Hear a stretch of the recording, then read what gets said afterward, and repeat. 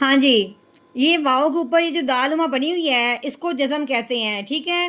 جزم والا جو بھی حرف ہوتا ہے اس حرف کو ساکن کہتے ہیں، یعنی کہ اب جزم آئی ہے واؤ کے اوپر، اس کا نام ہو گیا واؤ ساکن۔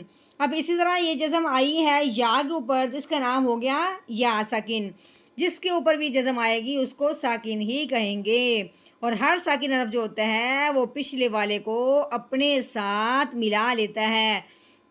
اب ہم نے جب رو پڑھنا ہے، رو کو پڑھنے سے پہلے اگلے حرف کو ضرور دیکھیں گے کہ اگلا حرف کون سا آیا ہے اور کس طرح کا آیا ہے۔ اب ہم نے دیکھا ہے اگلا حرف واؤ ہے اور وہ ساکن ہے، تو ہم نے کیا پڑھا ہے کہ ساکن حرف جو ہوتا ہے وہ پچھلے والے کو اپنے ساتھ ملاتا ہے۔ اب اپنے رو کو واؤ ساکن کے ساتھ ملانا ہے ہر صورت پہ، لیکن جب ہو واؤ ساکن اور اس سے پہلے حرف پہ آ جائے پیش، واؤ ساکن ہو اس سے پہلے حرف پہ پیش آ جائے تو پہلے والا حرف اس کے ساتھ ملے گا تو ہر صورت میں ہی تو ساتھ ساتھ ایک الف کے برابر لمبا ہوگا، کیونکہ اس پہ مد کا قاعدہ جاری ہو گیا ہے کہ واؤ ساکن سے پہلے پیش آ جائے تو اس حرف کو ایک الف کے برابر لمبا کرتے ہیں۔ تو کیسے پڑھیں گے؟